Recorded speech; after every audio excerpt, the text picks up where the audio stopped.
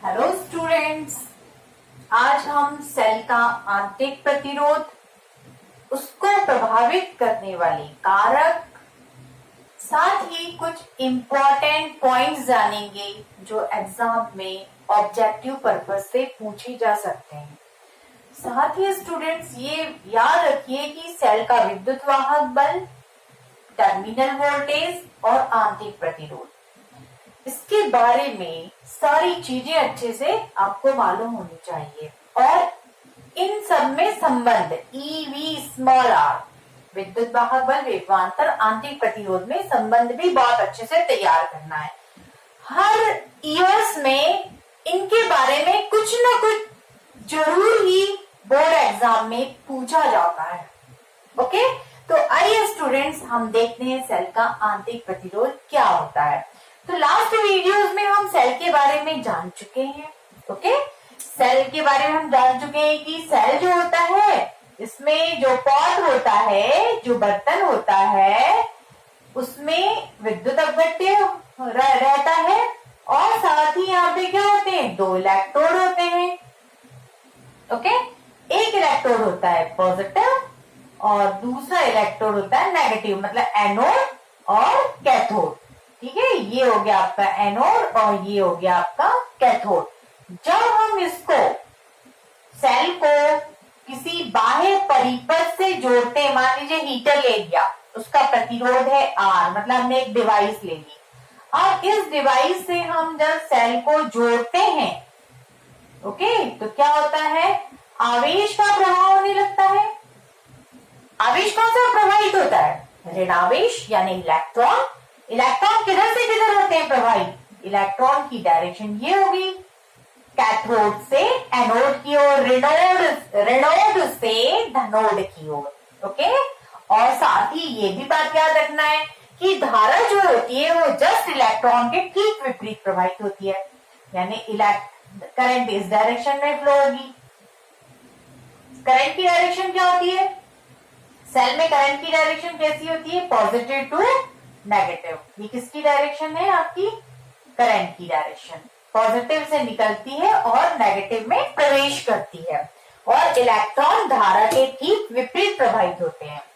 तो इस चीज को याद रखिए। आंतरिक प्रतिरोध पढ़ने के लिए देखिए, सेल का आंतरिक प्रतिरोध यानी सेल के अंदर का प्रतिरोध, मतलब क्या समझते हैं आप लोग, प्रतिरोध मीन्स रुकावट।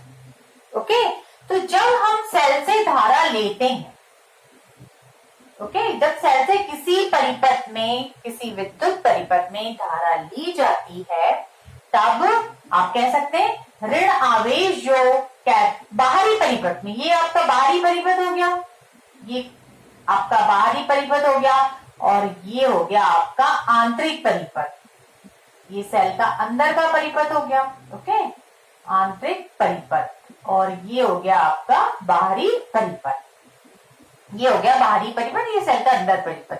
फिर से सुनिए, जब हम सेल से धारा लेते हैं तो इलेक्ट्रॉन या ऋण आवेश कैथोड से एनोड की ओर बाहरी परिपथ में प्रवाहित होता है, और आंतरिक परिपथ में वो एनोड से कैथोड की ओर प्रवाहित होता है। इस टाइप से होगा, कौन होगा, इलेक्ट्रॉन होगा। तो आप इलेक्ट्रॉन भी बोल सकते हैं और धारा भी बोल सकते हैं, लेकिन धारा के लिए चेंज स्टेटमेंट हो जाएगा।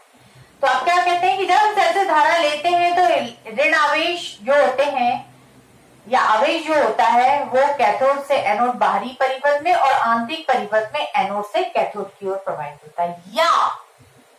या आवेश न कहते हुए, ऋण आवेश न कहते हुए आप धारा भी कह सकते हैं कि जब हम सेल से धारा लेते हैं तो बाहरी परिपथ में वो पॉजिटिव टू नेगेटिव, बाहरी परिपथ में वो एनोड से कैथोड की ओर प्रवाहित होती है, और आंतरिक परिपथ में वह कैथोड से एनोड की ओर प्रवाहित होती है। ये करेक्ट।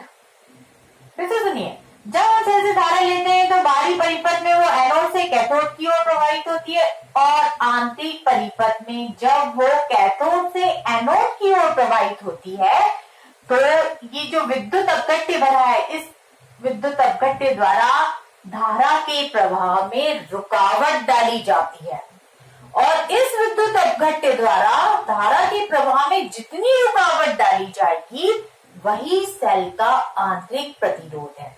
ओके, तो इन शॉर्ट में आप समझ चुके होंगे सारांश में कि जब सेल के अंदर धारा प्रवाहित होती है तब अपघट्य द्वारा धारा के प्रवाह में जो रुकावट डाली जाती है उसे ही हम क्या कहते हैं, आंतरिक प्रतिरोध कहते हैं।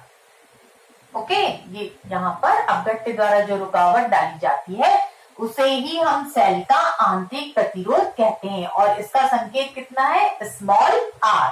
ओके, अब यहाँ पर सेल के साथ में अपन कैसा करते हैं, देखिए सेल के आंतरिक प्रतिरोध जो रहता है, अंदर का जो प्रतिरोध होता है उसको सेल के साथ श्रेणी क्रम में जोड़ दिया जाता है।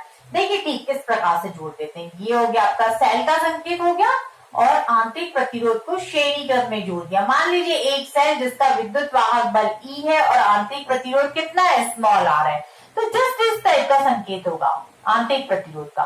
तो सेल और उसके साथ में हम आंतरिक प्रतिरोध को श्रेणी क्रम में जुड़ा मानते हैं। ओके, तो ये बहुत अच्छे से समझ में आ गया होगा। आंतरिक प्रतिरोध मतलब सेल के अंदर का प्रतिरोध, सेल का अंदर का प्रतिरोध मतलब अपघट्य द्वारा धारा प्रवाह में डाली जाने वाली रुकावट, क्योंकि सेल के अंदर क्या होता है, विद्युत अपघट्य भरा हुआ होता है। तो यही जब धारा अंदर बहती है, किधर से किधर बहती है, कैथोड से एनोड की ओर, तब धारा प्रवाह में अपघट्य जो रुकावट डालता है उसे ही हम सेल का आंतरिक प्रतिरोध कहते हैं। आइए अब हम देखते हैं कि आंतरिक प्रतिरोध किन कारकों पर निर्भर करता है। तो यहाँ पे आप बहुत ही अच्छे से जब ड्राइंग समझते हैं तो बहुत ही अच्छे से आप समझ सकते हैं। यहाँ पर जैसे अपन ने देखा अभी सेल और ये क्या होते हैं, इलेक्ट्रोड। ओके, ये इलेक्ट्रोड होते हैं, पॉजिटिव टू नेगेटिव। अब धारा जब अंदर बहती है, धारा जब अंदर बहती है तो अपघट्य में से होकर गुजरना पड़ता है। तो इन दोनों इलेक्ट्रोडों के बीच अपघट्य की दूरी जितनी ज्यादा होगी तो धारा को उतना ही अपघट्य के प्रतिरोध का सामना करना पड़ेगा। जितनी ज्यादा दूरी होगी, देखिए और दूरी बढ़ा दीजिए, तो अब धारा को अपघट्य का ज्यादा सामना करना पड़ रहा है, अपघट्य की रुकावट का ज्यादा सामना करना पड़ रहा है। और अपघट्य की रुकावट ही क्या है, आंतरिक प्रतिरोध। तो पहला कारक आप क्या लिख सकते हैं, इलेक्ट्रोडों के बीच की दूरी। इलेक्ट्रोडों के बीच की दूरी जितनी ज्यादा होगी आंतरिक प्रतिरोध का मान उतना ही ज्यादा होगा। आप समझ चुके होंगे बहुत अच्छे से, समझ में आ गया ना, जितनी ज्यादा दूरी होगी धारा को अपघट्य की रुकावट का उतना ज्यादा सामना करना पड़ता है, मींस आंतरिक प्रतिरोध ज्यादा होगा। ये था आपका नंबर 1 पॉइंट, दोनों इलेक्ट्रोडों की बीच की दूरी पर निर्भरता, मतलब दूरी और प्रतिरोध एक दूसरे के कैसे होते हैं, समानुपाती होते हैं। नंबर 2 हम देखते हैं ताप पर। ठीक है, ओके, नंबर 2 हम क्या देखते हैं, ताप पर। अच्छा, इसको देखने के पहले हम 11 पॉइंट डिस्कस करते हैं, ये कर चुके, अब ये वाला पॉइंट डिस्कस करते हैं अपन, सॉरी ये वाला पॉइंट डिस्कस करते हैं, विद्युत अपघट्य की सांद्रता पर निर्भरता। सांद्रता पर निर्भरता, तो आपको मालूम है अभी जब जस्ट आपने पढ़ा कि अपघट्य द्वारा डाली जाने वाली रुकावट ही आंतरिक प्रतिरोध है। ओके, तो यहाँ पर देखिए वाला पॉइंट, अपघट्य की यदि सांद्रता ज्यादा होगी, उसका पावर ज्यादा होगा, तो रुकावट करने की क्षमता भी ज्यादा होगी। तो यहाँ पर आप समझ चुके होंगे कि विद्युत अपघट्य की सांद्रता पर निर्भरता, यदि अपघट्य की सांद्रता अधिक होगी तो आंतरिक प्रतिरोध भी ज्यादा होगा। मतलब यहाँ पर भी आंतरिक प्रतिरोध कैसा होता है, इस पॉइंट के समानुपाती निर्भर करता है, और यहाँ पर भी आंतरिक प्रतिरोध इस पॉइंट के भी समानुपाती निर्भर करता है। ओके, अब हम आते हैं ताप बढ़ने पर। ताप पर तीसरा कारक हम लोग डिस्कस करने जा रहे हैं, ताप पर। बहुत सिंपल सा है, आप समझ चुके हैं, सांद्रता ज्यादा होगी तो आंतरिक प्रतिरोध ज्यादा होगा। अब हमने अपघट्य का ताप बढ़ा दिया, ताप बढ़ाने से क्या होगा, सांद्रता कम होगी, अणु दूर दूर जाने लगते हैं, उनकी गतिज ऊर्जा बढ़ जाती है। तो ताप बढ़ाने पर अपघट्य की सांद्रता क्या होगी, कम होगी। सांद्रता कम होने से आंतरिक प्रतिरोध भी क्या हो जाएगा, कम हो जाएगा। ओके, तो यहाँ पर हम आते हैं ताप पर निर्भरता।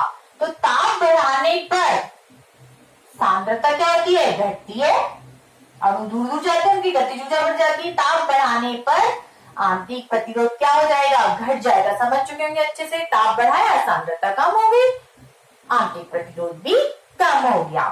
अब हम आते हैं लास्ट पॉइंट जो है अपघट्य में इलेक्ट्रोडों के डूबे हुए भाग के क्षेत्रफल पर। It's very important point. अपघट्य में इलेक्ट्रोडों का जितना अधिक क्षेत्रफल डूबा हुआ होगा वो अपघट्य से उतनी ज्यादा क्रिया करेगा, और ज्यादा क्रिया करने से अपघट्य की सांद्रता भी क्या होगी, कम होगी। तो समझ चुके होंगे आंतरिक प्रतिरोध कम करने के लिए this is the best point. अपघट्य में इलेक्ट्रोड के डूबे हुए भाग का क्षेत्रफल बढ़ा दीजिए, क्षेत्रफल बढ़ा देंगे तो आंतरिक प्रतिरोध क्या हो जाएगा, कम हो जाएगा। ओके, तो यही जो आंतरिक प्रतिरोध कम करने के लिए आप समझ चुके होंगे क्या करना है। आंतरिक प्रतिरोध कम करने के लिए दोनों प्लेटों के बीच की दूरी ज्यादा नहीं होना चाहिए और इलेक्ट्रोड का ज्यादा से ज्यादा क्षेत्रफल अपघट्य में डूबा हुआ होना चाहिए। ओके, अब हम आते हैं की पॉइंट यानी इंपॉर्टेंट पॉइंट पे, जिससे छोटे छोटे क्वेश्चन पूछे जाते हैं। नंबर 1, जिस सेल का आंतरिक प्रतिरोध जितना कम होगा उससे हम उतनी ही प्रबल धारा ले सकते हैं। जिस सेल का आंतरिक प्रतिरोध जितना कम होगा उससे हम उतनी ही प्रबल धारा ले सकते हैं। ओके, तो सेल का आंतरिक प्रतिरोध आप जानते हैं दो प्रकार के सेल, प्राथमिक और द्वितीयक सेल। तो द्वितीयक सेल जो होते हैं उसमें आंतरिक प्रतिरोध को बहुत कम कर लिया जाता है। द्वितीयक सेल के आंतरिक प्रतिरोध को बहुत कम कर लिया जाता है और कम करके उससे अधिकतम धारा लगभग 1 ओम से 2 ओम के बीच में प्राप्त की जा सकती है। 1 ओम से 2 ओम के बीच में लगभग प्राप्त की जा सकती, किससे, द्वितीयक सेल से। द्वितीयक सेल में हम उसके आंतरिक प्रतिरोध को बहुत ही कम कर लेते हैं और उससे प्रबल धारा लगभग 1 ओम से 2 ओम प्राप्त की जा सकती है। यहाँ पे मैंने लिखा, सॉरी वेरी सॉरी, आंतरिक ये ओम प्रतिरोध का मात्रक है। यहाँ पर सेल का प्रतिरोध जो कम करते हैं उसकी वैल्यू है, सॉरी वेरी सॉरी, द्वितीय सेल का प्रतिरोध हम बहुत कम कर लेते हैं। ओके, इसका प्रतिरोध बहुत कम कर लेते हैं और इसका जो प्रतिरोध होता है वो लगभग 1 से कम, लेस देन कम होता है, 1 से कम होता है, मतलब कि 0.1 से 0.9 ऑर्डर का होता है, 0.1 से 0.9। ओके, तो द्वितीय परिपथ जो है उसका आंतरिक प्रतिरोध हम कम कैसे करते हैं, इन्हीं दोनों पॉइंट को इम्प्लीमेंट करते हैं। कौन से दोनों पॉइंट को, कि दोनों इलेक्ट्रॉनों के बीच की दूरी को हम कम कर देते हैं। तो इसको कम करने के लिए देखिए हम क्या करते हैं, सेल के बीच में दूरी को कम करना है तो हम क्या करते हैं, सेल के बीच एकांतर क्रम में पॉजिटिव नेगेटिव प्लेट, मतलब बहुत सारी प्लेट्स लेते हैं और बैटरी बना लेते हैं। देखिए positive negative positive negative positive negative positive negative positive negative, इस प्रकार से हमने क्या किया है, दोनों प्लेटों के बीच की दूरी को कम कर लिया है और साथ ही इसके इलेक्ट्रोड के क्षेत्रफल को बढ़ा लिया है। ऐसा करके हमने क्या किया, सेल के जो प्लेट्स हैं, इलेक्ट्रोड्स जो है उनके बीच में हम बहुत सारे प्लेट्स का इस्तेमाल करते हैं, positive negative positive negative positive negative, इस प्रकार एकांतर क्रम में करके हम क्या कर रहे हैं, दोनों प्लेटों के बीच की दूरी को कम कर लिया हमने और साथ ही यहाँ पे प्लेटों का ज्यादा से ज्यादा भाग विद्युत अपघट्य में डूबा होने के कारण यानी कि क्षेत्रफल पर बढ़ा लिया है। हमने दोनों पॉइंट को कर लिया कि ज्यादा प्लेट्स लेंगे तो उनका क्षेत्रफल भी बढ़ जाएगा और प्रभावी दूरी भी कम हो जाएगी और इस प्रकार से सेल का आंतरिक प्रतिरोध बहुत कम हो जाता है और हम उस सेल से प्रबल धारा ले सकते हैं। ओके, तो ये पॉइंट जो है मैंने इसको नोट कर दिया है कि आंतरिक प्रतिरोध कम होने से प्रबल धारा ले सकते हैं और द्वितीय सेल से हम प्राथमिक सेल की तुलना में बहुत अधिक धारा ले सकते हैं। किस प्रकार ले सकते हैं ये भी मैंने राइट डाउन कर दिया है। अच्छा, आखिरी पॉइंट क्या है कि प्राथमिक सेल का तो बहुत कम होता है, प्राथमिक सेल जो है उसका आंतरिक प्रतिरोध ज्यादा होता है, धारा कम मिलती है। तो प्राथमिक सेल का आंतरिक प्रतिरोध लगभग 1 से 2 ओम कोटि का होता है जबकि द्वितीय सेल का काफी कम होता है, 1 से कम होता है।